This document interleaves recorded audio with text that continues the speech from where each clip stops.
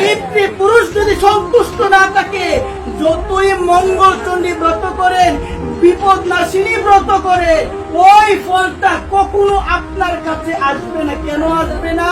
কারণ শাস্ত্রে বলা হলো, কি বলা হলো, আপনি যখন কোন দেবতার পূজা করবেন, ওই ফলটা আগে যাবে পিতৃপুরুষের কাছে। পিতৃপুরুষ যদি আপনার প্রতি সন্তুষ্ট থাকে, সে আপনাকে অর্পণ করবে। আর যদি সন্তুষ্ট না থাকে, ওই ফলটা তাদের কাছে থেকে যাবে, আপনার কাছে কখনো আসবে না। একবার প্রেম করো। তার মানে পিতৃপুরুষের উদ্দেশ্যে কিছু কর্ম করতে হয়। আজকে আপনার অনেক টাকা, একটা সময় ছিল টাকা ছিল না, আপনার বাবা মারা গিয়েছে, তখন ভালোভাবে করতে পারেন না, এখন টাকা হয়েছে, এখনো করেন না, এখনো করেন না।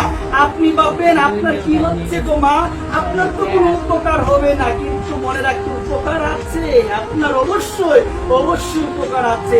না হলে দেবাদি কর্ম করবে, ডাকবেন গোবিন্দকে, ফল পাবেন না। একবার প্রেম করো।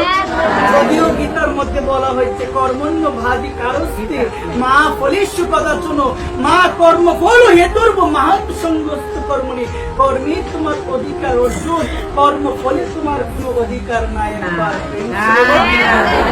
তার মানে না, যদিও ফলের আশা করতে নাই, তবু আমাদের মাঝে মধ্যে মনে রাখতে হবে পিতৃপুরুষকে যেন আমি সন্তুষ্ট করতে পারি। কাকে সন্তুষ্ট করতে পারি?